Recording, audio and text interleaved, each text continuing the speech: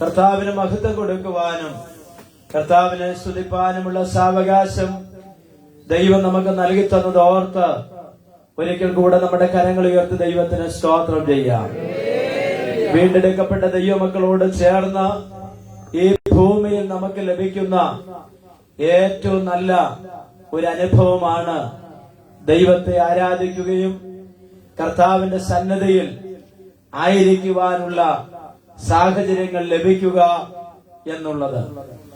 ഇന്നലകളിൽ ആമേൻ ഈ ഭൂപരപ്പിൽ ഉണ്ടായിരുന്ന പലർക്കും ഇന്ന് പകലിൽ ഈ ഭൂമിയിൽ അവശേഷിക്കുവാൻ കഴിയാതെ അവർ തിരശീലയ്ക്ക് അപ്പുറത്തേക്ക് മറയപ്പെടുവാനിടയായി തീർന്നു.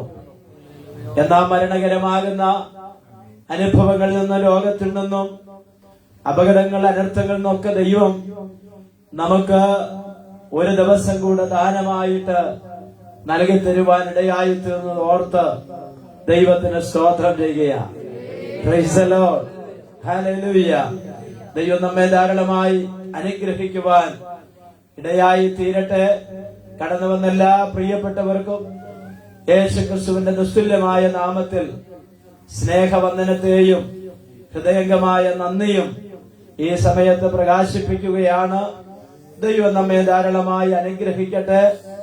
പ്രത്യേകിച്ച് ആമേൻ കഴിഞ്ഞ ചില മാസങ്ങൾക്ക് ശേഷം പ്രിയ കുര്യച്ചാനും നമ്മുടെ ആരാധനയിൽ സംബന്ധിക്കുവാൻ ദൈവം ഒരുക്കിയ സാവകാശത്തെ ഓർത്ത് ദൈവത്തിന് സ്തോത്രം ചെയ്യുന്നു. പ്രത്യേകിച്ച് പ്രിയ ലാലിയാന്റിയുടെ പിതാവ് ശാരീരികമായി രോഗശയ്യയിലായിരുന്നു. എന്നാൽ ആമേ കഴിഞ്ഞ ദിവസം ആമേ നിത്യതയിലേക്ക് ചേർക്കപ്പെടുവാനിടയായി തീർന്നു. പ്രിയപ്പെട്ടവർക്ക് അതിനോടുള്ള ബന്ധത്തിൽ കഴിഞ്ഞ ദിവസം കടന്നു വരുവാനും അവരുടെ യാത്രയിലൊക്കെ ദൈവം കൂടെയിരുന്നു.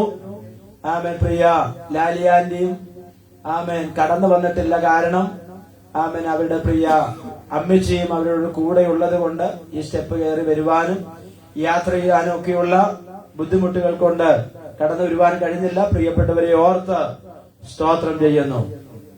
അതുപോലെ പ്രിയ ബീനാന്റി ശാരീരികമായി ഒത്തിരി പ്രയാസത്തിലായിരുന്നു.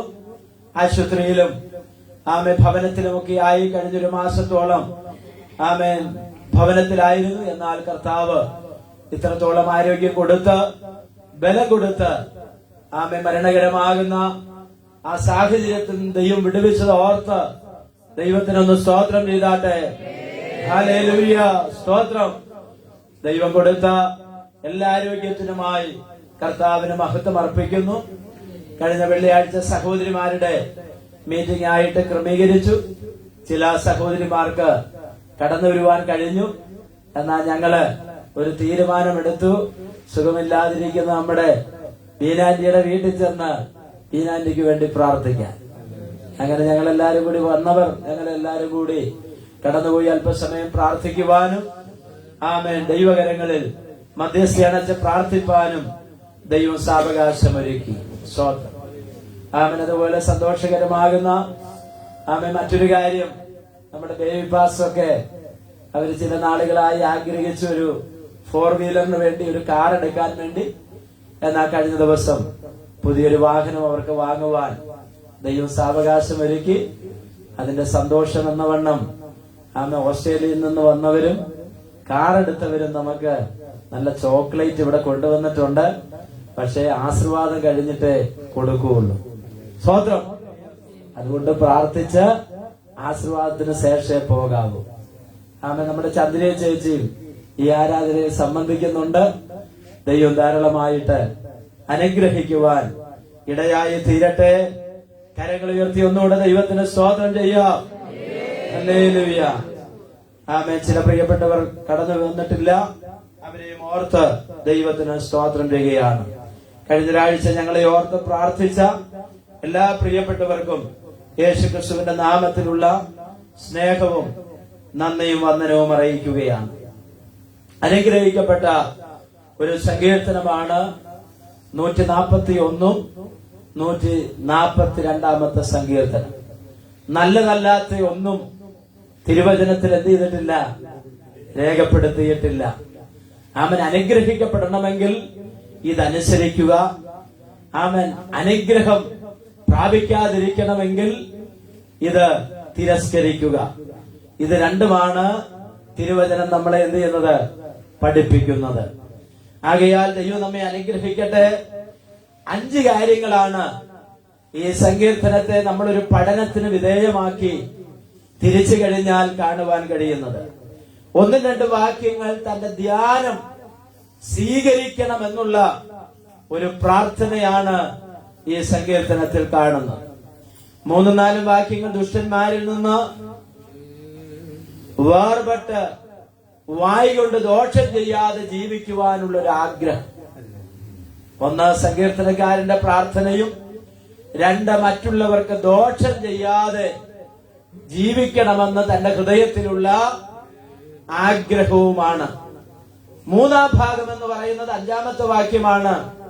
ശാസന സ്വീകരിക്കുന്നതിനുള്ള ഒരു സന്മനസ്സിനെ കുറിച്ച് കാണിക്കുക.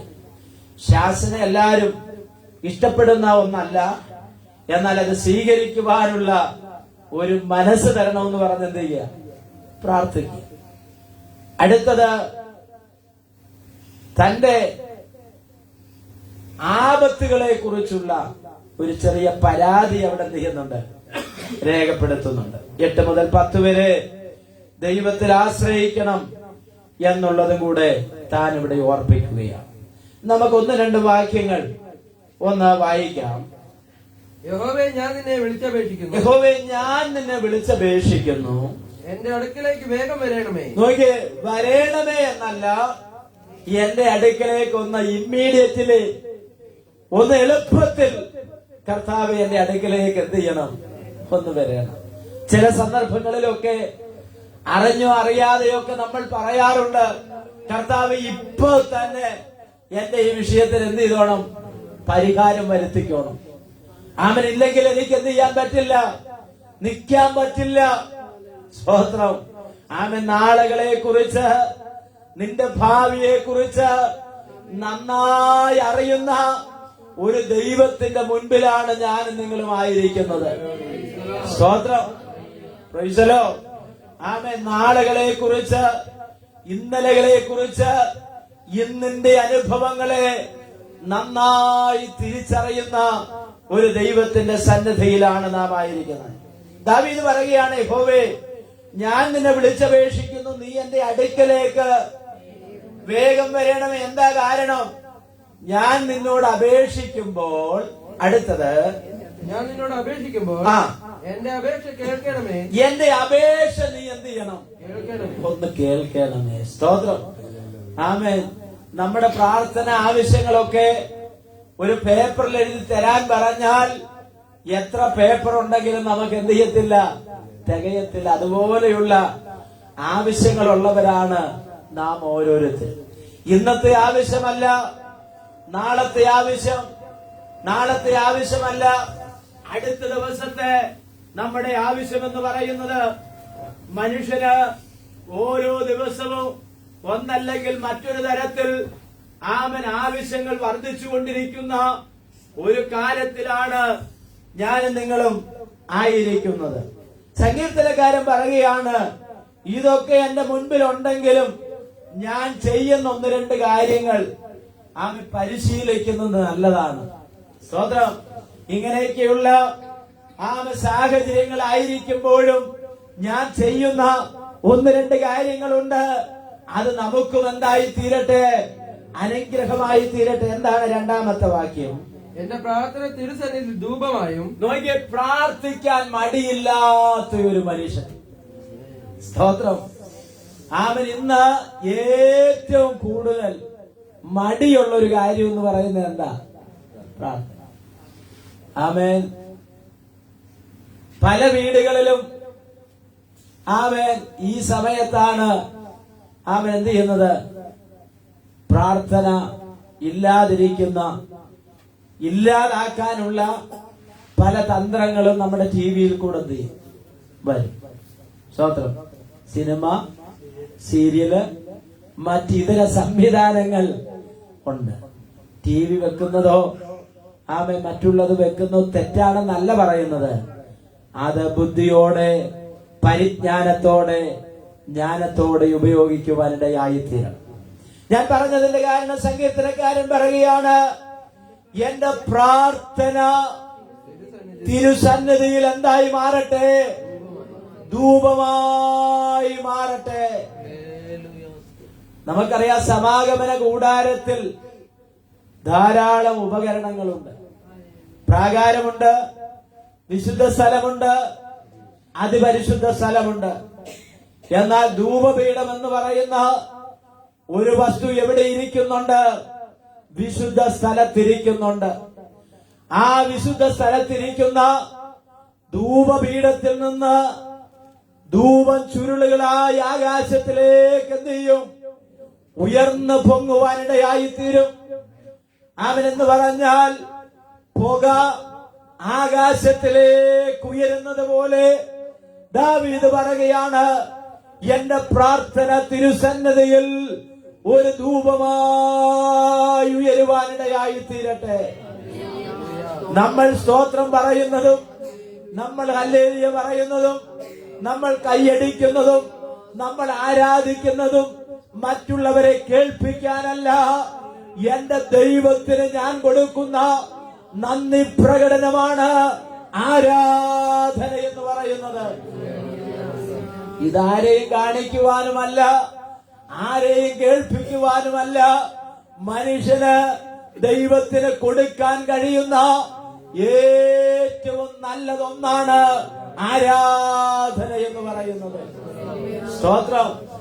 അതുകൊണ്ട് നമ്മുടെ ഹൃദയം നിറഞ്ഞു വരുമ്പോൾ അറിയാതെ നമ്മുടെ നാവെടുത്ത് കർത്താവിന് സ്തോത്രം പറയാൻ വേണ്ടി തുടങ്ങും.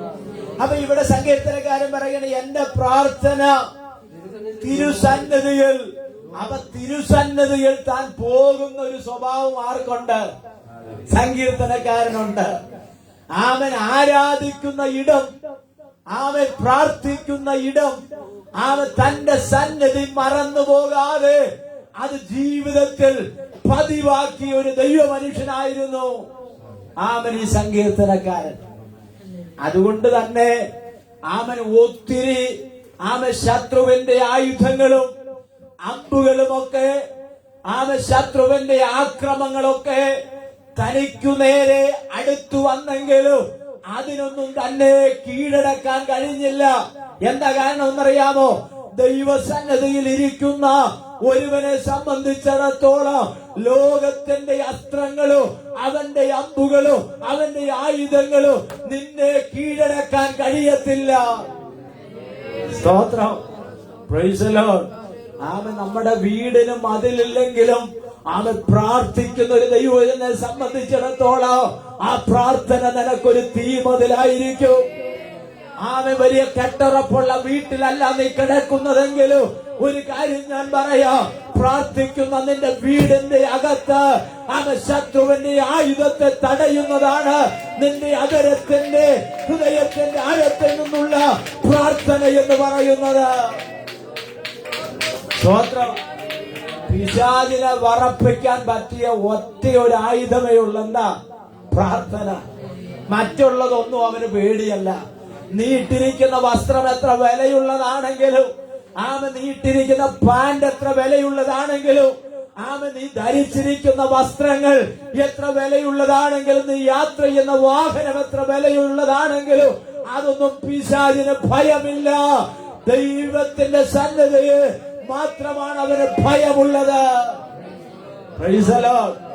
അതുകൊണ്ട് ദാവീദ് പറയുകയാണ്, തിരുസന്നിധിയിൽ എന്റെ പ്രാർത്ഥന ധൂപമായി എത്തിയട്ടെ, തീരുവാനിടയായി തീരട്ടെ. നോക്കിക്കേ, അടുത്ത പറയുകയാണ്, എന്റെ കൈകളെ മലർത്തുന്നത് സന്ധ്യായാഗമായി തീരട്ടെ. സ്തോത്രം. അപ്പം മറ്റൊരു ഭാഗത്ത് ഇങ്ങനെ പറയുന്നു, രാവിലെയും ഉച്ചയ്ക്കും വൈകുന്നേരത്തും എന്റെ സങ്കടം ബോധിപ്പിച്ച് ഞാൻ കരയുന്ന ഒരിടമുണ്ട്. Price the Lord. സങ്കടം ബോധിപ്പിക്കുവാൻ പറ്റിയ ഒരിടമെന്ന് പറയുന്നത് എവിടെയാണെന്നറിയാമോ? ദൈവത്തിന്റെ പാദപീഠത്തിലാണ്. കരയുവാനും നമ്മുടെ ആവശ്യങ്ങൾ ഓരോന്നോരോന്നായി ഇറക്കി വെക്കുവാനും ഒരിടമെന്ന് പറയുന്നത് അത് ദൈവത്തിന്റെ പാദപീഠത്തിലാണ്. നമ്മുടെ ഒരു കാര്യം 10 പ്രാവശ്യം നമ്മൾ ആവർത്തിച്ച് പറഞ്ഞാൽ ആൾക്കാർക്ക് നമ്മോട് വെറുപ്പ് തോന്നും. അവൻ നമ്മളെ കണ്ടാൽ മിണ്ടാതെ പോകും. അവൻ എന്നോട് എന്തെങ്കിലും ചോദിച്ചാലോ എന്ന് പറഞ്ഞ് പലരും തിരിഞ്ഞ് നടന്നു പോകും. പക്ഷെ ഇന്ന് പകൽക്കാലം പറയാം, അവൻ എത്ര പ്രാവശ്യം ചോദിച്ചാലും തിരിഞ്ഞു നടക്കാത്ത, നിന്റെ സങ്കടങ്ങൾ എത്ര പറഞ്ഞാലും സ്തോത്രം നിന്നെ കാണാതെ പോകാതിരിക്കുന്ന ഒരു ദൈവം ഇതിന്റെ നടുവിലുണ്ട്. ഹല്ലേലൂയ. ആ ദൈവം നിന്റെ വിളിക്ക് കാതു തരുന്ന ദൈവമാ. സ്തോത്രം. ആ മനുഷ്യൻ എന്ത് ചെയ്യുകയാണ്? ദാവീദ് പുത്രനായ യേശുവേ എന്ന് വിളിച്ചപ്പോൾ ആ വിളി കേട്ട് യേശു അവിടെ എന്ത് ചെയ്തു? നിന്നു. നോക്കിയേ, അപ്പൊ ഇവിടെ പറയണ എന്റെ കൈകള് മലർത്തുന്നത് സന്ധ്യ ഒരു യാഗമായിട്ട് തീരുകയാ. സ്തോത്രം. അപ്പൊ ദൈവസന്നിധിയിൽ കൈകൾ ഉയർത്തി പ്രാർത്ഥിക്കുന്നത്, കൈകൾ മലർത്തി പ്രാർത്ഥിക്കുന്നത്, ദൈവസന്നിധാനത്ത് അതൊരു മഹത്വമാണ്. അത് ദൈവിക ഇടപെടൽ ഉണ്ടാകുന്ന ഒരു സമയമാണ്. അതുകൊണ്ട് തന്റെ തിരക്കിന്റെ ഇടയിലും തന്റെ പാച്ചിലിന്റെ ഇടയിലും ബദ്ധപ്പാടിന്റെ ഇടയിലും ദൈവസന്നിധിയിൽ ഇരിക്കാൻ താൻ മറന്നുപോയില്ല. പലപ്പോഴും നമ്മുടെ പ്രശ്നം എന്ന് പറയുന്നത് എന്താണ്? തിരക്കാണ്. പക്ഷെ ഈ തിരക്കുകൊണ്ട് വലിയ ഗുണമൊന്നും ഇല്ല. ഈ തിരക്ക് കൊണ്ട് വലിയ ഗുണമൊന്നുമില്ല. പക്ഷേ ഈ സങ്കീർത്തനക്കാരൻ തന്റെ തിരക്കിന്റെ ഇടയിലും ദൈവത്തിന്റെ സന്നിധിയിൽ ഇരിക്കാൻ മറന്നുപോയില്ല. അതുകൊണ്ട് പറയുകയാണ്, അവൻ എന്റെ കൈകളെ മലർത്തുന്നത് സന്ധ്യായാഗമായും തീരട്ടെ. യഹോവേ എന്റെ വായ്ക്ക് ഒരു കാവൽ നിർത്തി. സങ്കീർത്തനക്കാരൻ പറയുകയാണ്, എന്റെ വായ്ക്ക് എന്ത് ചെയ്യണം? ദൈവമേ ഒരു കാവൽ നിർത്തണമേ. സ്തോത്രം. പ്രാർത്ഥിക്കുന്ന ഒരു ദൈവവൈദ്യനോട് ദൈവം സംസാരിക്കും. പ്രാർത്ഥിക്കുന്ന ഒരു ദൈവവൈദ്യനോട് ദൈവത്തിന്റെ ആത്മാവ് ഇടപെടും. എങ്ങനെ ഇടപെടുന്നത്? കൈമലർത്തി ദൈവസന്നിധാനത്തിൽ പ്രാർത്ഥിക്കുന്ന ദാവീദിന് മനസ്സിലായി, എന്റെ നാവിൽ, എന്റെ വായിൽ കൂടെ ദൈവത്തിന് കൊള്ളാവുന്നതല്ലാത്ത വാക്കുകൾ എന്നിൽ നിന്ന് പുറപ്പെടുന്നുണ്ട്. സ്തോത്രം. അവ പ്രാർത്ഥിക്കുന്ന ആളുകൾക്ക് ദൈവത്തിന്റെ പരിശുദ്ധാത്മാവ് എന്ത് ചെയ്യും? തന്റെ ജീവിതത്തെ കുറിച്ച് ബോധം വരുത്തുന്നവനാണ്. അതുകൊണ്ട് താൻ പറയുകയാണ്, എന്റെ വായ്ക്കൊരു കാവൽ നിർത്തണം. എന്തിനാണെന്നറിയാമോ? അടുത്ത വാക്യം വായിച്ചേ. എന്റെ അതിർദ്വാരം കാക്കണമേ, എന്റെ അതിർദ്വാരം ഒന്ന് കാക്കണമേ എന്ന് പറഞ്ഞ ദൈവത്തിന് അരുതാത്തതൊന്നും എന്റെ വായിൽ നിന്ന് എന്ത് ചെയ്യാൻ പാടില്ല? പുറപ്പെടുവാൻ പാടില്ല. ദൈവത്തിന് ഹിതമല്ലാത്ത, ദൈവത്തിന് ഇഷ്ടമല്ലാത്ത, ദൈവത്തിന് അരുതാത്തതൊന്നും എന്റെ വായിൽ നിന്ന് എന്ത് ചെയ്യരുത്? പുറപ്പെടരുത്. അതിനെന്ത് ചെയ്യണമേ? ഒരു കാവൽ നിർത്തണമേ. സ്തോത്രം. അവൻ ദൈവത്തോട് താൻ തന്റെ പോരായ്മകൾ തുറന്ന് സമ്മതിക്കുക. പലപ്പോഴും നമ്മുടെയൊക്കെ ജീവിതത്തിലെ ഏറ്റവും വലിയ പോരായ്മ എന്ന് പറയുന്നത് നമ്മുടെ പോരായ്മകളൊന്നും നമ്മൾ എന്ത് ചെയ്യത്തില്ല? സമ്മതിക്കത്തില്ല എന്നുള്ളതാണ്. അത് സമ്മതിപ്പിക്കുവാനും പറ്റുന്നതല്ല. ഒന്ന്, നമ്മുടെ പോരായ്മകൾ, നമ്മുടെ കുറവുകൾ നമ്മൾ സമ്മതിക്കുന്നില്ല എന്നുള്ളതല്ല. മറ്റുള്ളവരെ കൊണ്ട് എന്ത് ചെയ്യാൻ പറ്റത്തില്ല? സമ്മതിപ്പിക്കുവാനും പറ്റാത്തതാണ്. സ്വതന്ത്രം. അങ്ങനെയെങ്കിൽ പ്രാർത്ഥിക്കുന്ന ഈ ദൈവ മനുഷ്യൻ പറയുകയാണ്, എന്റെ ആദരത്തിനൊരു കാവൽ നിർത്തി എന്നെ എന്ത് ചെയ്യണമേ? എന്റെ ആദരദാരം കാക്കണമേ. സ്വതന്ത്രം. നമ്മുടെ അധരത്തിൽ നിന്നാണ് അനുഗ്രഹവും ശാപവും എന്ത് ചെയ്യുന്നത്? പുറപ്പെടുന്നത്. സ്തോത്രം. അടുത്ത പറയ, ദുഷ്പ്രവർത്തിക്കാരോടുകൂടെ ദുഷ്പ്രവർത്തികളിൽ ഇടപെടുവാൻ പ്രാർത്ഥനയാ.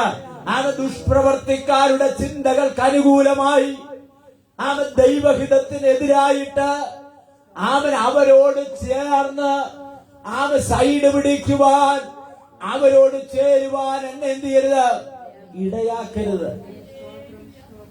ലോകത്തിൽ അവൻ ദൈവത്തെ അറിയാത്ത ധാരാളം ആളുകളുണ്ട്. എന്നാൽ അവരുടെ ചിന്തകൾ എന്റെ ചിന്തകളാകരുത്, അവരുടെ ആലോചനകൾ എന്റെ ആലോചനകളാകരുത്, അവരെടുക്കുന്ന തീരുമാനങ്ങൾ എന്റെ തീരുമാനങ്ങളാകരുത്.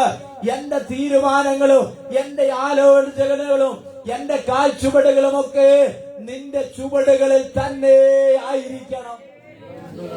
അപ്പൊ യഥാർത്ഥമാകുന്ന ഒരു ദൈവത്തിന്റെ പ്രാർത്ഥനയിൽ അടങ്ങിയിരിക്കുന്ന ഒന്നാണ്, ദൈവമേ എന്റെ പോരായ്മകളും എന്റെ ബലഹീനതകളും എന്റെ കഴിവില്ലായ്മകളും എന്റെ പ്രാപ്തിയില്ലായ്മകളും ഒക്കെ ദൈവമേ അങ്ങ് അറിയുന്നുണ്ട്, എന്നെ ഒന്ന് സഹായിക്കണം. നിശ്ചയമായി ദൈവം സഹായിക്കും.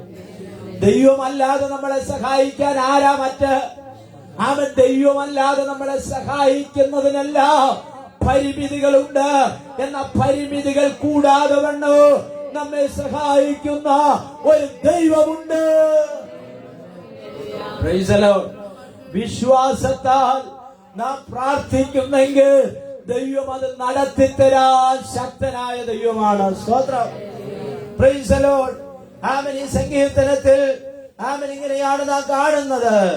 ആമേൻ. കർത്താവായ യഹോവേ, എന്റെ കണ്ണ് നിങ്കലേക്കാകുന്നു, ഞാൻ നിന്നെ ശരണമാക്കുന്നു, എന്റെ പ്രാണനെ തൂകിക്കളയരുത്. Praise the Lord. ആമേൻ. അവന്റെ നിലവിളിയും പ്രാർത്ഥനയും ഒരു അപേക്ഷയായിട്ട് എന്ത് ചെയ്യാണ്? ദൈവസന്നിധാനത്തിൽ കൈ ഉയർത്തി ആമേൻ ദൈവസന്നിധാനത്തിന് ഒരു യാഗമായിട്ട് ആമേൻ തന്നെ സമർപ്പിച്ചു കൊടുക്കുകയാണ്. ഇന്ന് പകൽക്കാലം എന്നെ കേൾക്കുന്ന ദൈവമക്കളെ, ആമേൻ ഈ സങ്കീർത്തനം നമ്മോട് സംസാരിക്കുന്ന ഒരു ഭാഗമായി മാറട്ടെ.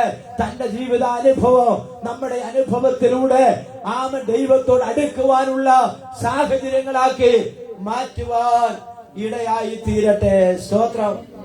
Price the Lord. ആമേൻ. അവരുടെ സാധുഭോജനം ഞാൻ എന്ത് ചെയ്യരുത്? കഴിക്കരുത്. സ്തോത്രം. ആമേൻ. എല്ലാം നമുക്ക് എന്ത് ചെയ്യാൻ പറ്റുന്നതല്ല, കഴിക്കാൻ പറ്റുന്നതല്ല. ആമേൻ. എബ്രായ ബാലന്മാർ ആമേൻ ബാബിലോണിൽ ആയിരുന്നപ്പോൾ അവർക്ക് രാജാവിന്റെ ഭോജനം കഴിക്കാനുള്ള വിരുന്നുകളെല്ലാം അവിടെ ഒരുങ്ങിയെങ്കിലും അവിടെ ഇങ്ങനെ പറയുന്നത്, രാജാവിന്റെ ഭോജനം കൊണ്ട് തന്നെത്താൻ അശുദ്ധമാക്കുവാൻ അവരാരും തീരുമാനിച്ചില്ല. ശാഖപദാർത്ഥം കഴിച്ച് അവരുടെ പരീക്ഷ കാലങ്ങൾ അവർ തികച്ചു. പക്ഷെ രാജാവിന്റെ ഭോജനം മാറ്റിവെച്ചത് കൊണ്ട് അവർ തള്ളപ്പെട്ടില്ല, അവരവിടെ തിരഞ്ഞെടുക്കപ്പെട്ടു. ലോകം നിന്നെ തള്ള, മറ്റുള്ളവർ നിന്നെ തള്ള, പക്ഷേ നിന്നെ ചേർക്കുന്നൊരു ദൈവമുണ്ട്, നിന്നെ മാർവോട് ചേർത്തണയ്ക്കുന്നൊരു ദൈവമുണ്ട്. ആരെല്ലാം നിന്നെ തള്ളിയാലും, ആരെല്ലാം നിന്നെ ഉപേക്ഷിച്ചാലോ, ആരെല്ലാം കണ്ടില്ലെന്ന് നടിച്ചാലോ, ഇന്ന് പകൽക്കാലം ഞാൻ വിളിച്ചു പറയാ, നമ്മെ കാണുന്നൊരു ദൈവമുണ്ട്. കണ്ണീരു വീണാലും ഒപ്പിയെടുത്ത് തുരുത്തിയിലാക്കുന്ന നാഥനുണ്ട്. കണ്ണീരു വീണാലും ഒപ്പിയെടുത്ത്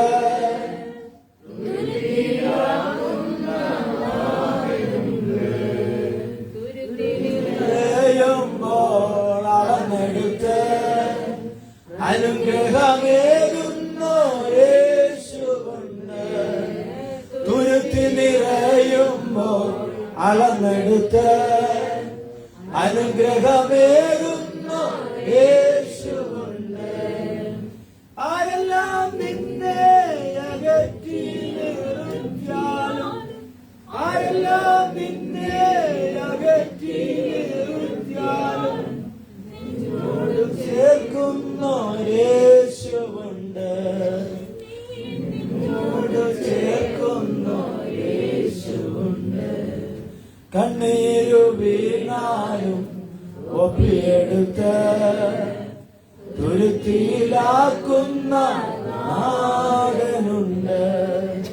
തുരുത്തി നിറയുമ്പോൾ അളന്നെടുത്ത് അനുഗ്രഹമേകുന്നോരേശുണ്ട്.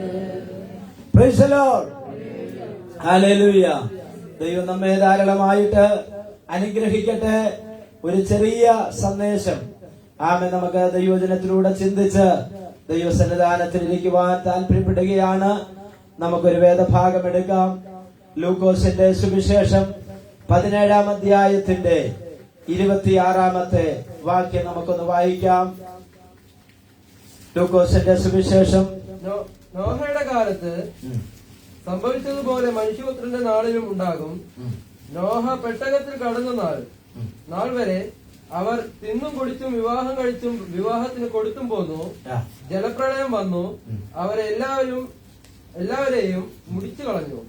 ലോത്തിന്റെ കാലത്ത് സംഭവിച്ചതുപോലെ തന്നെ അവർ തിന്നും കുടിച്ചും കൊണ്ട് വിറ്റും നട്ടും പണിതും പോന്നു. എന്നാൽ ലോത്ത് സോതോം വിട്ട നാളിൽ ആകാശത്തു നിന്ന് തീയും ഗന്ധകവും പെയ്ത് എല്ലാവരെയും മുടിച്ചു കളഞ്ഞു. മനുഷ്യപുത്രൻ വെളിപ്പെടുന്ന നാളിൽ അവണ്ണം തന്നെ ആകും. അന്ന് വീട്ടിന്മേൽ ഇരിക്കുന്നവൻ വീട്ടിനകത്തുള്ള സാധനം എടുപ്പാൻ ഇറങ്ങിപ്പോകരുത്. അവണ്ണം വയലിൽ ഇരിക്കുന്നവനും പിന്നോക്കം തിരിയരുത്. മതി. സ്തോത്രം. നാം ഇവിടെ വായിച്ചത് 17-ാമത്തെ അധ്യായത്തിന്റെ 26-ാമത്തെ തിരുവചനം, അതിന്റെ താഴോട്ടുള്ള ഭാഗങ്ങളാണ്. നോഹയുടെ കാലത്ത് സംഭവിച്ചതുപോലെ മനുഷ്യപുത്രന്റെ നാളിലും ഉണ്ടാകും. നോഹയുടെ കാലത്ത് സംഭവിച്ചതുപോലെ മനുഷ്യപുത്രന്റെ കാലത്തും എന്ത് ചെയ്യും? സംഭവിക്കുമെന്ന് തിരുവചനം പറയുകയാണ്. ഈ ഭാഗത്തോടുള്ള ബന്ധത്തിൽ യേശുക്രിസ്തുവിന്റെ രണ്ടാമത്തെ വരവിനെ കുറിച്ച് പരിശുദ്ധാത്മാവ് വിവിധ ഇടങ്ങളിൽ രേഖപ്പെടുത്തിയത്, അതിന്റെ ഒരു സംഭവത്തെ കുറിച്ച് യേശു കർത്താവ് ചൂണ്ടിക്കാണിക്കുകയാണ്. എന്താണ് നോഹയുടെ കാലത്ത് സംഭവിച്ചത്?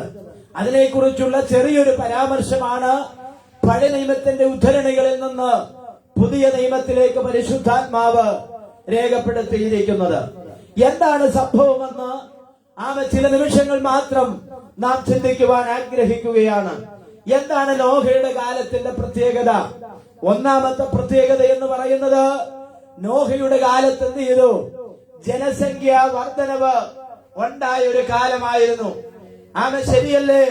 നോഹയുടെ കാലത്ത് ജനങ്ങൾ പെരുകി, അവരുടെ മ്ലേച്ഛത കൂടി എന്ന് ദൈവം കണ്ട് അത് നശിപ്പിക്കുവാൻ ദൈവം എന്ത് ചെയ്തു?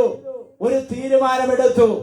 അങ്ങനെയാണല്ലോ 40 രാവും 40 പകലുമായിട്ട് ഭൂമിയിൽ മഴ പെയ്യുകയും ആ വെള്ളം പൊങ്ങി ജലപ്രളയത്താൽ നോഹയും തന്റെ കുടുംബവും മാത്രം ദൈവത്താൽ നിയോഗത്താൽ ഉണ്ടാക്കപ്പെട്ട പെട്ടകത്തിൽ കയറി അവർ രക്ഷ പ്രാപിക്കുവാനിടയായി തീർന്നു. ബാക്കിയുള്ളവരെല്ലാം ദൈവത്തിന്റെ ന്യായവിധിയാകുന്ന ജലപ്രളയം കൊണ്ട് ആ അധ്യായം അവിടെ അവസാനിക്കുകയാണ്.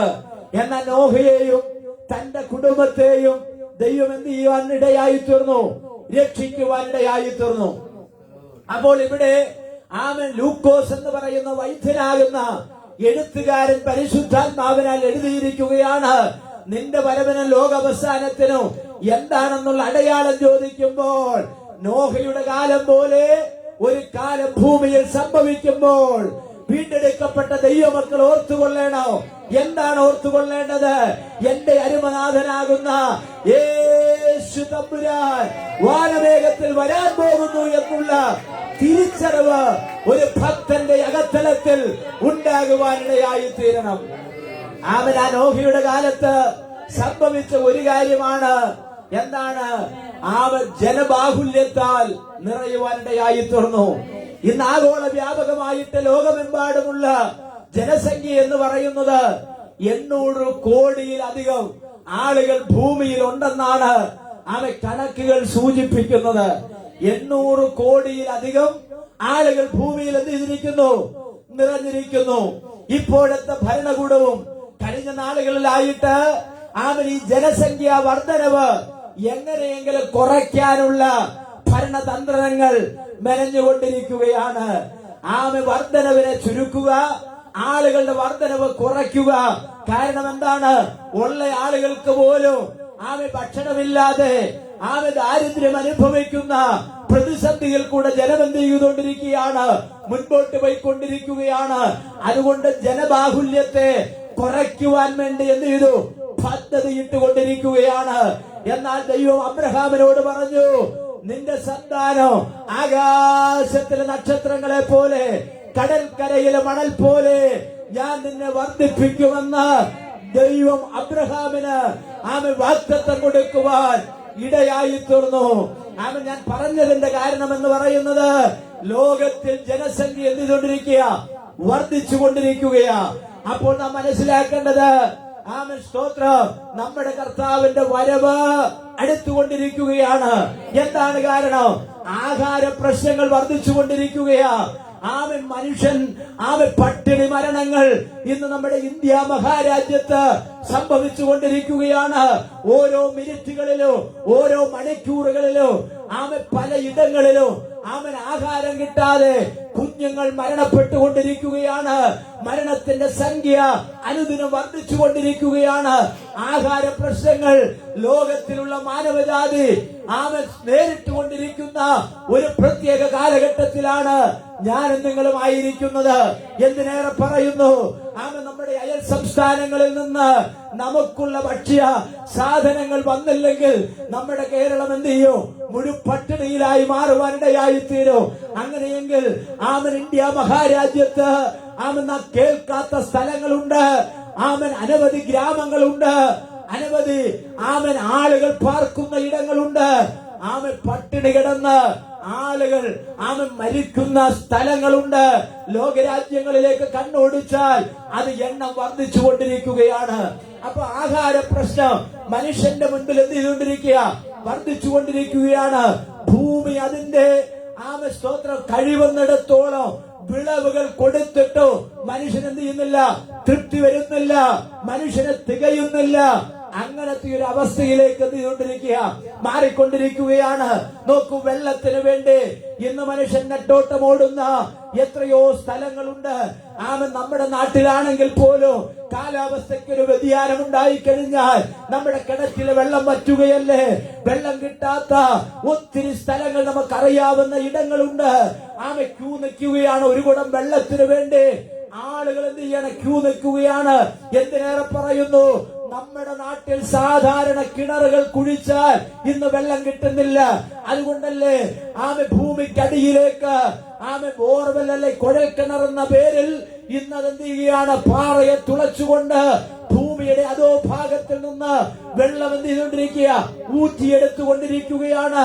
അടുത്തൊരു തലമുറ നേരിടാൻ പോകുന്ന, ഈ തലമുറയുടെ അവസാനം നേരിടാൻ പോകുന്ന വലിയൊരു ക്ഷാമം എന്ന് പറയുന്നത് കുടിവെള്ളത്തിന് വേണ്ടിയുള്ള ക്ഷാമമായിരിക്കും. ഇന്ന് വെള്ളത്തിന് പാലിന്റെ വിലയായിക്കൊണ്ടിരിക്കുകയാ. 1 ലിറ്റർ പാലിന് 40, 45, 50 രൂപ കൊടുത്താൽ നമ്മുടെ കൈകളിൽ സാധനം ലഭിക്കുവാനിടയായി തീരും. 1 ലിറ്റർ വെള്ളത്തിന് 20 രൂപയോ 30 രൂപയോ. അത് ചില കളർ ചേർത്താൽ വെള്ളത്തിന്റെ വില വർദ്ധിച്ചുകൊണ്ടിരിക്കുകയാണ്. ഞാൻ പറഞ്ഞതിന്റെ സാരം, മനുഷ്യൻ നേരിടാൻ പോകുന്ന ഏറ്റവും വലിയ പ്രശ്നം എന്ന് പറയുന്നത് ആഹാരവും വെള്ളത്തിനും വേണ്ടിയുള്ള പ്രശ്നമാണ്. അത് അതിതാമസം ലോകരാജ്യങ്ങൾ നേരിടാൻ വേണ്ടി പോവുകയാണ്. അപ്പോൾ ദൈവജനം മനസ്സിലാക്കേണ്ടത്, കർത്താവ് പറഞ്ഞു, എന്റെ വരവിന്റെ അടയാളമായിട്ട്, ഇതൊക്കെ ഒരു സൂചനയായിട്ട് ദൈവവചനത്തിൽ രേഖപ്പെടുത്തിയിട്ടുണ്ട്. സ്വത്രം. അപ്പോൾ നാം മനസ്സിലാക്കേണ്ടത്, അന്തരീക്ഷത്തിൽ മലിനീകരണം സംഭവിച്ചുകൊണ്ടിരിക്കുകയാ. അന്തരീക്ഷ മലിനീകരണം. അതുകൊണ്ടല്ലേ വാഹനങ്ങളിൽ ഇന്ന് നമ്മുടെ കേരളത്തിൽ ഇലക്ട്രിക് വാഹനങ്ങളുടെ ഒരു കാലമായി മാറിക്കൊണ്ടിരിക്കുകയാണ്. എന്താണ്? മറ്റ് സംസ്ഥാനങ്ങളിൽ പെട്രോളും ഡീസലും ഒക്കെ പതുക്കെ നിർത്തി വരികയാണ്. അത് ഗ്യാസിലേക്കും ഇലക്ട്രിക് വാഹനങ്ങളും ഒക്കെയായി മാറിക്കൊണ്ടിരിക്കുകയാണ്. എന്താണ് കാരണം? ഇവിടുത്തെ അന്തരീക്ഷ മലിനീകരണം കൊണ്ട് ആകാശത്തിൽ ദൈവമുണ്ടാക്കിയിട്ടുള്ള ഓസോൺ പാളികൾക്ക് വിള്ളൽ സംഭവിച്ചുകൊണ്ടിരിക്കുകയാണ്.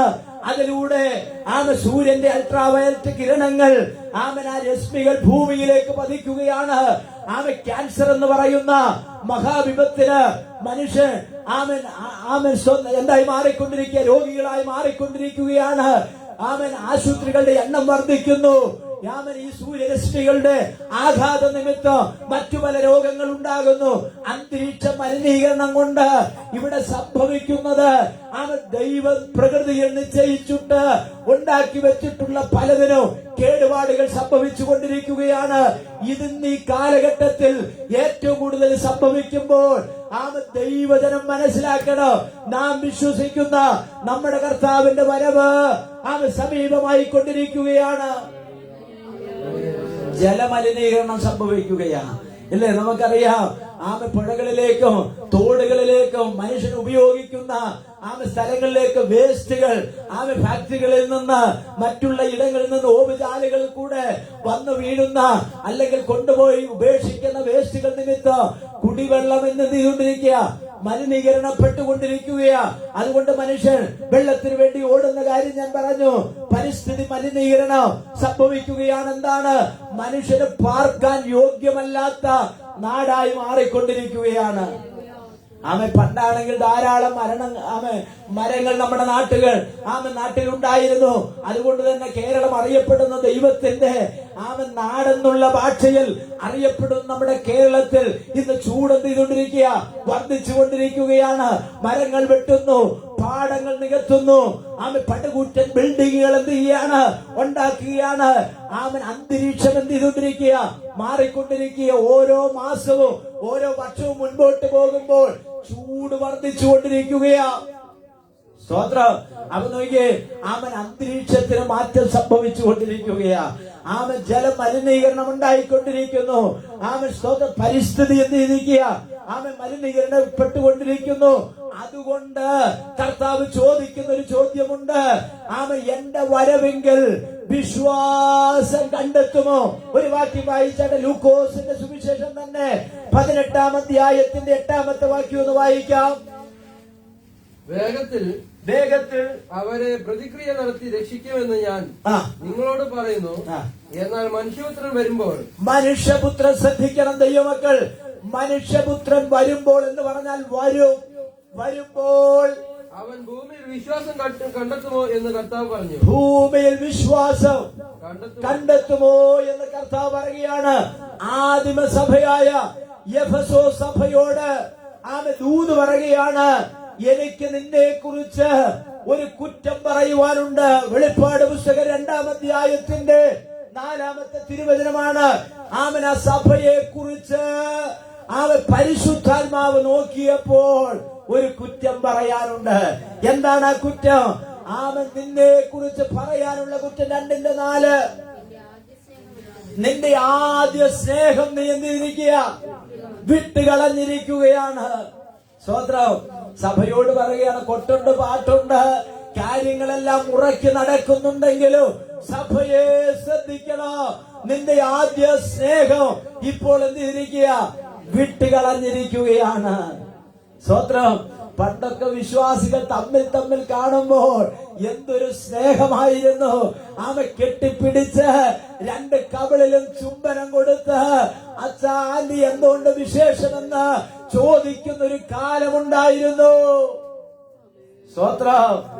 ഇന്ന് സ്നേഹം നഷ്ടപ്പെട്ടുകൊണ്ടിരിക്കുന്ന ഒരു കാലമാണ്. അത് ആത്മീയ ഗോളത്തിൽ മാത്രമല്ല, സഭകളുടെ അകത്തും അത് കയറി പറ്റിയിട്ടുണ്ട്.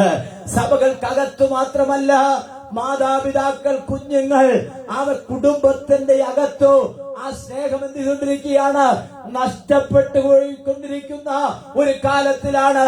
അപ്പൊ പരിശുദ്ധാത്മാവ് പറയുകയാണ്, സഭയെ നിന്നെ കുറിച്ച് ഒരു കാര്യം എനിക്ക് പറയാനുണ്ട്. എന്താണ് നിന്നെ കുറിച്ച് പറയാനുള്ള കുറ്റം? നിന്റെ ആദ്യ സ്നേഹം നീ എന്ത് ചെയ്തു, വിട്ടുകളഞ്ഞിരിക്കുന്നു. ഈ സഭ സുവിശേഷാത്മാവുള്ള സഭയാണ്. ഈ സഭ എങ്ങനത്തെ സഭയാ? സുവിശേഷാത്മാവുള്ള സഭയാണ്. സൽപ്രവർത്തികളിൽ ശുഷ്കാന്തിയുള്ള സഭയാണ്. തന്നെയുമല്ല, കൊള്ളരുതാത്തവരെ സഹിച്ചുകൂടാത്ത സഭയാണ്. വിവേചനാത്മാവുള്ള സഭയാണ്. ശുഷ്കാന്തിയുള്ള സഭയാണ്. കഷ്ടം സഹിക്കുന്ന സഭയാണ്. ഐക്യതയുള്ള സഭയാണ്. പക്ഷേ പരിശുദ്ധാത്മാവ് നോക്കിയപ്പോൾ ഒരു കുറവ് കണ്ടു. എന്താണ് ആ കുറവ്? നിന്നിലുള്ള ആദ്യ സ്നേഹം നീ വിട്ടുകളഞ്ഞിരിക്കുകയാണ്. യഥാർത്ഥമായ ദൂതെന്ന് പറയുന്നത് നിന്നെ അമേരിക്ക വിടാമെന്നുള്ളതല്ല, നിന്നെ ഗൾഫിൽ വിടാമെന്നുള്ളതല്ല, നിനക്ക് ഡോളർ തരാമെന്ന് പറയുന്നതല്ല. യഥാർത്ഥ ദൂതെന്ന് പറയുന്നത് നിന്റെ കുറ്റങ്ങളെ വെളിപ്പെടുത്തുന്നതാണ്, നിന്റെ കുറവുകളെ ചൂണ്ടിക്കാണിക്കുന്നതാണ് യഥാർത്ഥമായ ആലോചന എന്ന് പറയുന്നത്. Praise the Lord. Hallelujah. ആമേൻ. സ്തോത്രം നോക്കിയേ.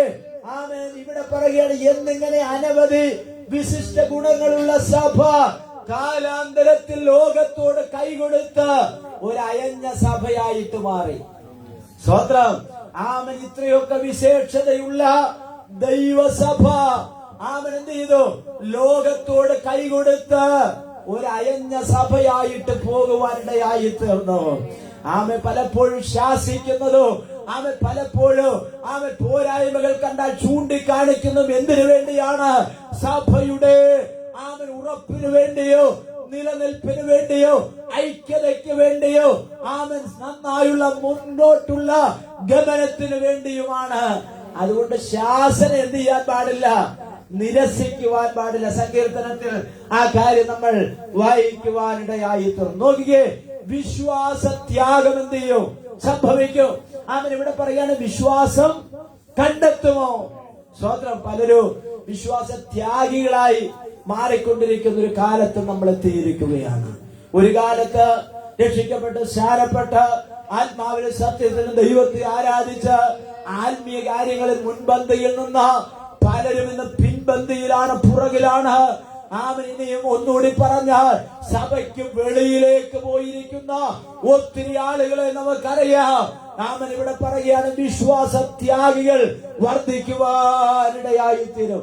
തെസ്സലോനിക്ക ലേഖനം 2-ാം അധ്യായത്തിലെ 3-ാമത്തെ വാക്യം. 2 തെസ്സലോനിക്ക ലേഖനം 2-ാം അധ്യായത്തിന്റെ 3-ാമത്തെ വാക്യം. ആരും ഏത് വിധേനയും നിങ്ങളെ ചതിക്കരുത്. ആരും ഏത് വിധേനയും നിങ്ങളെ ചതിക്കരുത്. ആദ്യമേ വിശ്വാസത്യാഗം സംഭവിക്കുകയോ നാശയോഗ്യനും അധർമ്മമൂർത്തിയുമായുള്ളവൻ വെളിപ്പെടുകയും വേണം. നോക്കിക്കേ, പ്രിയമുള്ള ദൈവമക്കളെ നോക്കിയേ, ഇവിടെ പറയുകയാണ്, ആരും ഏതു വിധേനയും നിങ്ങളെ ചതിക്കരുത്. അവിടെ ദൈവമുണ്ട്, ഇവിടെ വിടുതലുണ്ട്, അവിടെ അത്ഭുതമുണ്ട്, ഇവിടെ അതുണ്ട്, അപ്പുറത്ത് അതുണ്ടെന്ന് പറഞ്ഞ് ദൈവവചനത്തിന്റെ ഉപദേശത്തിൽ നിന്ന് നിങ്ങളെ തെറ്റിക്കുവാൻ പാടില്ല. അതുകൊണ്ട് പൗലോസ് അപ്പോസ്തലൻ പറയുകയാണ്, നിങ്ങളെ ആരും ചതിക്കരുത്. അങ്ങനെ ചതിക്കപ്പെടാതിരിക്കണമെങ്കിൽ ദൈവവചനത്തിൽ ഉറപ്പുള്ളവരും അറിവുള്ളവരുമായി തീരണം. അപ്പൊ നോക്കിയാണ്, ആരും നിങ്ങളെ എന്ത് ചെയ്ത് ചതിക്കരുത്. ആദ്യമേ വിശ്വാസത്യാഗം സംഭവിക്കുകയും നാശയോഗ്യനും അധർമ്മമൂർത്തിയുമായവൻ വെളിപ്പെടുകയും വേണം. നോക്കിയേ, അപ്പൊ ആരും ഏത് വിധേനയും നിങ്ങളെ ചതിക്കുവാൻ പാടില്ല. ധാരാളം ആളുകൾ വിശ്വാസം ത്യജിച്ച് മറ്റനുഭവങ്ങളിലേക്ക് പോയിട്ടുള്ളവരെ നമുക്കറിയാം. എത്രയോ പേരെ പിശാച് എന്ത് ചെയ്തു? വഴിതെളിച്ചു കൊണ്ടുപോകുവാൻ ഇടയായി തീർന്നു. നമുക്കറിയാം. ആമേൻ. ഞാൻ മൈക്ക് മാറ്റി പറയാം. മുഹമ്മദ് ഈസായെ പോലെയുള്ള സ്തോത്രം സക്കീർ നായിക്കിനെ പോലെയുള്ള ധാരാളം ആളുകളുടെ പ്രഭാഷണങ്ങൾ കേട്ട് ഇങ്ങനെയുള്ള ദൈവ നിരീശ്വരവാദികളായിട്ടുള്ള ആളുകളുടെ ക്ലാസുകൾ കേട്ട് ദൈവത്തിൽ നിന്ന് വിശ്വാസം തെറ്റി പോയിട്ടുള്ള ഒത്തിരി ആളുകളെ നമുക്കറിയാം. ഇന്ന് പകൽക്കാലം ഞാൻ പറയാം, ദൈവമക്കൾ ദൈവവചനത്തിൽ അടിയുറച്ചവരും വിശ്വാസത്തിൽ കരുത്തുള്ളവരുമായി തീരണം. കരങ്ങൾ ഉയർത്തി ദൈവത്തിന് സ്തോത്രം ചെയ്യുക. ആരും നമ്മളെ തെറ്റിക്കുവാൻ ഇടയായി തീരരുത്. പൗലോസ് മറ്റൊരു ഭാഗത്ത് പറയുകയാണ്, നിങ്ങൾ വഴിതെറ്റി പോകുമോ എന്നുള്ളതാണ് എന്റെ ഭയം എന്ന് പറയുന്നത്. ദൈവസഭയ്ക്ക് തന്റെ കത്തുകൾ ലേഖനമായിട്ട് എഴുതുമ്പോൾ ആ സഭയെ കുറിച്ച് പറയുകയാണ്, നിങ്ങളുടെ ഏകാഗ്രതയോ നിർമ്മലതയും വിട്ട് നിങ്ങൾ വഷളായി പോകുമോ എന്ന് ഞാൻ നിങ്ങളെ കുറിച്ച് ഭയപ്പെടുന്നു. സാത്താൻ പലപ്പോഴും നമ്മൾ എന്ത് ചെയ്യും? തെറ്റിക്കുവാൻ നോക്കും. ആമേൻ. അതുകൊണ്ട് ഒരു കാര്യം കൂടി ഞാൻ ആ കൂട്ടത്തിൽ അങ്ങ് പറയാ, അനുഗ്രഹിക്കപ്പെട്ട ഒരു ആരാധന ദൈവം നിങ്ങൾക്ക് നമുക്കൊരുക്കി തന്നിരിക്കുക. എത്ര കാലം നമ്മൾ ഈ ഭൂമിയിലുണ്ടോ, എത്ര കാലം ഈ സ്വാതന്ത്ര്യത്തോടുകൂടെ ദൈവത്തെ ആരാധിക്കാൻ പറ്റുമോ എന്ന് നമുക്കറിയത്തില്ല. കർത്താവിന്റെ വരവ് വരെ നമ്മൾ ഇവിടെ ഉണ്ടെങ്കിൽ, അല്ല നമ്മുടെ മരണമാണ് അതിനു മുൻപേ സംഭവിക്കുന്നതെങ്കിൽ, അതുവരെ ദൈവം തന്നിട്ടുള്ള ദൈവമാക്കിയിട്ടുള്ള ഈ കൂട്ടായ്മയ്ക്കകത്ത് നിൽക്കാനിടയായി തീരണം. സ്തോത്രം. അല്ലെങ്കിൽ കറങ്ങി തിരിഞ്ഞ് അവിടെയില്ല ഇവിടെയില്ല എവിടെയില്ലാതെ വിശ്വാസത്യാഗിയായിട്ട് നീ മാറുവാനിടയായി തീരും. എന്ന പകൽക്കാലം ഓർക്കണം, ദൈവം എന്നെ ഏൽപ്പിച്ചിരിക്കുന്ന, ദൈവം എന്നെ ആക്കിയിരിക്കുന്ന ഇടത്താണ് ഞാൻ ഇപ്പോൾ ആയിരിക്കുന്നത് എന്നുള്ള ഉത്തമ ബോധ്യം നമ്മുടെ അകത്തുണ്ടായിരിക്കണം. സ്തോത്രം. എത്ര പേർക്ക് മനസ്സിലാകുന്നുണ്ട്? ദൈവം എന്നെ ആക്കിയിടത്ത് ദൈവം ഇട്ടിരിക്കുന്ന പ്ലാനിൽ ഞാൻ എത്തിയിട്ടുണ്ട്. ഈ സഭയ്ക്ക് വേണ്ടി ചിലതൊക്കെ ചെയ്യുവാൻ ദൈവം എന്നിൽ കൂടെ ആഗ്രഹിക്കുന്നു എന്ന് ഞാൻ നിങ്ങൾ തിരിച്ചറിയണം.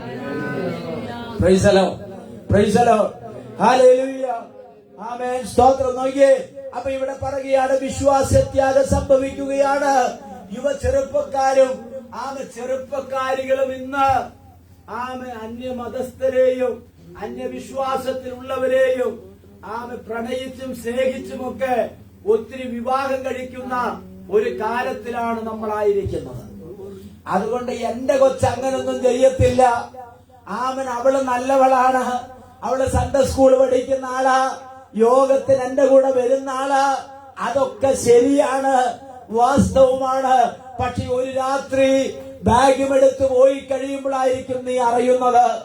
അതുകൊണ്ട് തലമുറയോർത്ത് അവർക്ക് തിന്നാൻ മാത്രം കൊടുത്താൽ പോരാ, അവരുടെ കാര്യങ്ങൾ മാത്രം നിവർത്തിച്ചു കൊടുത്താൽ പോരാ, അവരെ ദൈവിക വഴിയിലും പത്യ ഉപദേശത്തിലും അവരെ വളർത്തുവാനും ശ്രദ്ധിക്കുവാനും ഇടയായി തീരണം. എന്റെ ഒരു സ്നേഹിതനുണ്ട്, സ്തോത്രം. അദ്ദേഹം പറന്ന് നടന്ന് ശുശ്രൂഷിക്കുന്ന ആള്. ഭൂതത്തിന് വേണ്ടി ഭൂതത്തെ അഴിക്കുന്ന ആള്. രോഗിക്ക് വേണ്ടി പ്രാർത്ഥിച്ച സൗഖ്യം വരും. അനുഗ്രഹിക്കപ്പെട്ട ഒരു ദൈവദാസന. ഒരു ദിവസം നിറഞ്ഞ കണ്ണുകളുമായിട്ട് എന്നോട് പറഞ്ഞൊരു കാര്യമുണ്ട്. ഞാൻ എന്ത് ചെയ്തു? സഭക്കാരെയും വിശ്വാസികളെയും ആത്മാക്കളുടെ വീണ്ടെടുപ്പിന് വേണ്ടി ഞാൻ ഓടി. പക്ഷെ എന്റെ തലമുറയെ ശ്രദ്ധിക്കാൻ കഴിഞ്ഞില്ല. അതുകൊണ്ട് അവർ ദൈവകൃപയിൽ നിന്ന് മാറിപ്പോകുന്ന ഒരു പശ്ചാത്തലത്തിൽ അവരായിരിക്കുകയാണ്. ഒരാള് വിവാഹം കഴിച്ചു, ഡൈവോഴ്സായി. സ്വോത്രം. ഞാൻ പറഞ്ഞത് ഇന്ന് പകൽക്കാലം എന്നെ കേൾക്കുന്ന ദൈവമക്കളെ, വല്ലാത്തൊരു കാലത്തിലാണ് ഞാനും നിങ്ങളുമായിരിക്കുന്നത്. സ്വോത്രം. തിരിച്ചു പറയുന്ന മക്കളുടെ ഒരു കാലം, അനുസരിക്കാത്ത തലമുറകളുള്ളൊരു കാലം. അതുകൊണ്ട് അവരെ അനുസരണത്തിലും പത്യോപദേശത്തിലും ദൈവകൃപയിലും അവരെ വളർത്തുവാനുള്ള സ്തോത്രം ഒരു ബോധം നമ്മുടെ അകത്ത് ഉണ്ടാക്കിയെടുക്കുവാനിടയായി തീരണം. അല്ല എങ്കിൽ ദുഃഖിക്കേണ്ട കാലങ്ങൾ വരാനിടയായി തീരും. അങ്ങനെ വരാതിരിക്കട്ടെ എന്ന് ആത്മാർത്ഥമായി പ്രാർത്ഥിക്കുകയാണ്. അത്തിയുടെ തളർപ്പ് കാണുമ്പോൾ വേനലടുത്തു എന്ന് നാം മനസ്സിലാക്കുന്നത് പോലെ കർത്താവിന്റെ വരവ് സമീപമാകുന്നു എന്ന് വിളിച്ചറിയിക്കുകയാണ്. സ്തോത്രം. യോവേൽ പ്രവചനത്തിൽ നാം കാണുന്നു അത്തിയുടെ തളർപ്പിനെ കുറിച്ച് നമുക്ക് കാണുവാൻ കഴിയുന്നു. AD 70 സ്തോത്രം. ഹല്ലേലൂയ. യഹൂദന്മാർ സ്വന്തം രാജ്യം വിട്ട് 100ഓളം രാജ്യങ്ങളിലേക്ക് ചിതറിപ്പോകുവാനിടയായി തീർന്നു. അവരുടെ സ്വന്തം രാജ്യം വിട്ട് AD 70 100ഓളം രാജ്യങ്ങളിലേക്ക് ചിതറിപ്പോയി. അവരെ സ്വന്തം രാജ്യത്ത് നിൽക്കുവാൻ കഴിയാതെ വണ്ണം. അങ്ങനെ യഹൂദ സ്തോത്രം ഒരു കൂട്ടം ആളുകൾ നമ്മുടെ മട്ടാഞ്ചേരി കൊച്ചിയിൽ വന്ന് ദീർഘവർഷങ്ങൾ അവരെ താമസിച്ചു. എന്നാൽ ഇപ്പോൾ നമുക്ക് കാണുവാൻ കഴിയുന്നത് അവരെവിടെയെല്ലാം ചിതറപ്പെട്ടു പോയോ അവിടെ നിന്നെല്ലാം അവരെന്ത് ചെയ്തിരിക്കുകയാണ്? അവർ രാജ്യത്തേക്ക് അവർ മടങ്ങിയെത്തിയിരിക്കുകയാണ്. അവർക്ക് സ്വന്തമായ അവരുടെ രാജ്യം അവർക്ക് അവകാശമായി വീണ്ടും അവർക്ക് ലഭിച്ചു. ഇതെന്താണ് വിളിച്ചറിയിക്കുന്നത്? അത്തിയുടെ തളർപ്പിനെ കുറിച്ച് പറയുകയാണ്. ഇസ്രായേലിനെ ചൂണ്ടിക്കാണിക്കുന്നതാണ്. ആമൻ അത്തിയുടെ തളർപ്പ് കാണുമ്പോൾ വേനലടുത്തു എന്ന് മനസ്സിലാക്കുന്നത് പോലെ ഇസ്രായേൽ ജനം എന്തിരിക്കുകയാണ്? ഒരുമിച്ച് അവരുടെ രാജ്യത്ത് ചിതറപ്പെട്ടവരെല്ലാം ഒരുമിച്ച് കൂടിയിരിക്കുകയാണ്. അപ്പോൾ ദൈവജനം മനസ്സിലാക്കണോ, യേശുവിന്റെ വരവ് സംഭവിക്കുവാൻ സമയമാഗതമായി കൊണ്ടിരിക്കുകയാണ്. ഇനി അധിക കാലമൊന്നും നമ്മുടെ മുൻപിൽ ഉണ്ടെന്നാരും ചിന്തിക്കരുത്. കുറച്ചു കാലം കൂടി കഴിഞ്ഞിട്ട് ശരിയാകാം, കുറെ കൂടെ കഴിയട്ടെ എന്ന് ചിന്തിച്ചാൽ ചിലപ്പോൾ നമുക്ക് സമയം കിട്ടിയെന്ന് വരത്തില്ല. നമ്മൾ ചിന്തിച്ചുകൊണ്ടിരിക്കുന്ന എന്താണ്? യേശു ക്രിസ്തുവിന്റെ വരവിനെ കുറിച്ചാണ്. ഹല്ലേലൂയ.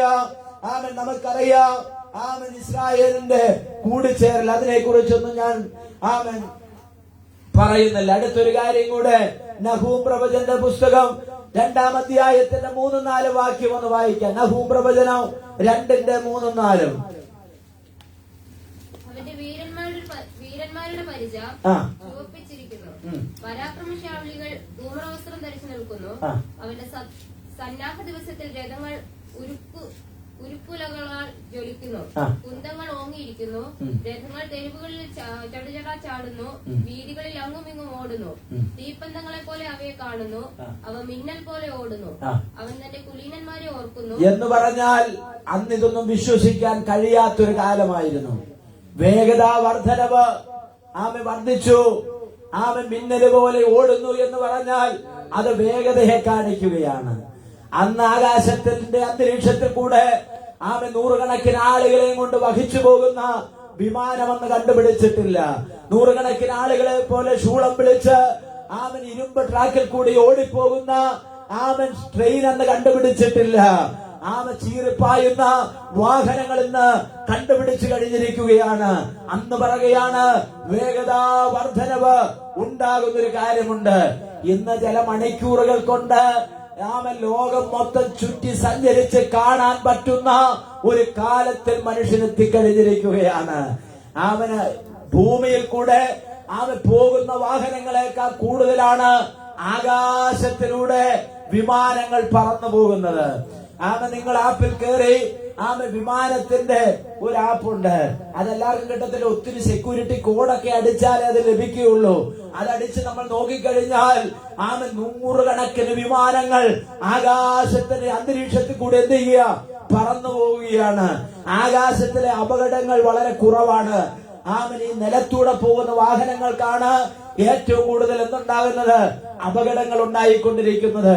ഞാൻ പറഞ്ഞത് വേഗതാ വർധനവെന്നിരിക്കുക നമ്മുടെ ഈ കാലത്ത് സംഭവിച്ചു. ഏതൊരാളെയും എത്ര മണിക്കൂറുകൾ കൊണ്ട് കാണാൻ പറ്റുന്ന ഒരവസ്ഥയിൽ മനുഷ്യൻ എത്തപ്പെടുവാനിടയായി തീർന്നു. വെള്ളത്തിലൂടെ യാത്ര ചെയ്യുന്നത്, കരയിൽ കൂടെ യാത്ര ചെയ്യുന്നത്, വായുവിൽ കൂടെ യാത്ര ചെയ്യുന്നത് മനുഷ്യന്റെ കണ്ടുപിടുത്തം. എന്നാൽ വചനം പറയുകയാണ് വേഗതാ വർധനവ് സംഭവിക്കുമ്പോൾ ഇതൊക്കെ അതിന്റെ ഒരു അടയാളമാണ്. സ്തോത്രം, പ്രൈസ് ദി ലോർഡ്. കരയിലൂടെ സഞ്ചരിക്കുന്ന വാഹനങ്ങൾ സ്തോത്രം, ആകാശത്തിലൂടെ സഞ്ചരിക്കുന്നത്, വെള്ളത്തിലൂടെ യാത്ര ചെയ്യുന്നത്. കഴിഞ്ഞ ദിവസം സ്തോത്രം നമ്മുടെ അച്ഛനൊക്കെ പറഞ്ഞു ഓസ്ട്രേലിയയിൽ അവരൊരു കപ്പൽ കാണാൻ വേണ്ടി പോയി. എത്ര നിലയാച്ചാ? 28 നിലയുള്ള കപ്പല്. നമ്മള് ഒരു 10 നിലയുടെ മേളിലോട്ട് ഇതുവരെ എന്ത് ചെയ്തിട്ടില്ല? ബിൽഡിംഗ് കയറിയിട്ടില്ല. കടലിന്റെ നടുവിലൂടെ ആഴക്കടലിലൂടെ പോകുന്ന കപ്പലിന്റെ നില എത്രയാണ്? 28 നില. സ്തോത്രം. അപ്പൊ നോക്കിയേ, വീശി അടിക്കുന്ന ആ തിരമാലകളെ ഭേദിച്ചുകൊണ്ട് ഇത് ചീറിപ്പാൻ എന്ത് ചെയ്യുക? മുൻപോട്ട് കുതിക്കുകയാണ്. വേഗതാ വർധനവ് ഇന്നെന്തിരിക്കുകയാണ്? സംഭവിച്ചു കഴിഞ്ഞിരിക്കുന്നു. ഇതിലേറെ വേഗത അതുകൊണ്ട് നമ്മുടെ തിരുവനന്തപുരം മുതൽ കാസർഗോഡ് വരെ ചില മണിക്കൂറുകൾ കൊണ്ട് ചെന്നെത്താവുന്ന തരത്തിലുള്ള 6 വരി ഹൈവേയുടെ പണി എന്തുകൊണ്ടിരിക്കുക? നടന്നുകൊണ്ടിരിക്കുക. അല്ലെങ്കിൽ 12 മണിക്കൂറൊക്കെ എന്ത് ചെയ്യും? വേണ്ടിവരും. ഈ ഹൈവേയുടെ പണി കഴിഞ്ഞാൽ അതിന്റെ പകുതി സമയം കൊണ്ട് കാസർഗോഡ് ഇരിക്കുന്ന ആൾക്ക് എവിടെ എത്താം? തിരുവനന്തപുരത്തെത്താം. സ്തോത്രം. ആമൻ ഇതിലെയൊക്കെ ചിലപ്പോ ഓടിപ്പോകുന്ന ചില BMW ബെൻസും ഓടിയൊക്കെ നിങ്ങൾ കണ്ടിട്ടില്ലേ? കാല് കൊടുത്താൽ അത് പറക്കും. സ്തോത്രം. മണിക്കൂറുകൾ കൊണ്ട് എത്താവുന്ന സ്ഥലത്തെത്താൻ തരത്തിലുള്ള കണ്ടുപിടുത്തങ്ങൾ മനുഷ്യൻ കണ്ടുപിടിച്ചു കഴിഞ്ഞു. ഇതൊക്കെ കാണുമ്പോൾ ദൈവമക്കൾ മനസ്സിലാക്കണം, നഹൂമിന്റെ പ്രവചനത്തിൽ പറയുകയാണ്, മിന്നൽ വേഗത്തിൽ പോകുന്നത് പോലെയുള്ള മനുഷ്യന് സഞ്ചരിക്കുവാൻ കഴിയുന്ന കാലം മുൻപിൽ വരുമെന്ന്. നൂറ്റാണ്ടുകൾക്ക് മുൻപ് പ്രവചിച്ച പ്രവചനം നിവർത്തീകരിക്കപ്പെട്ടു എങ്കിൽ ദൈവവചനത്തിന്റെ പ്രവചനങ്ങൾ ഇനിയും നിവർത്തിക്കപ്പെടുവാൻ കുറച്ചു മാത്രമാണ്. അതും നിവർത്തിക്കുവാൻ സമയം അതിവിദൂരമല്ല. സ്തോത്രം. സമയം പോയതുകൊണ്ട് ഞാൻ ഇവിടെ നിർത്തുകയാണ്. ഒരു നിമിഷം നമ്മുടെ കണ്ണുകൾ ദൈവസന്നിധിയിൽ അടയ്ക്കാം. നോഹയുടെ കാലം പോലെ ഒരു കാലം വരാൻ വേണ്ടി പോകുകയാണ്.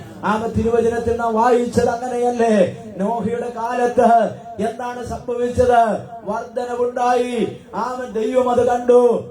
സ്വർഗത്തോളം മ്ലേച്ഛതയെത്തി. ദൈവം ജലപ്രളയത്താൽ അവരെ നശിപ്പിക്കുവാനിടയായി തീർന്നു. എന്നാൽ പെട്ടകത്തിൽ പ്രവേശിച്ച നോഹയും തന്റെ തലമുറകളും എന്താ ചെയ്തത്?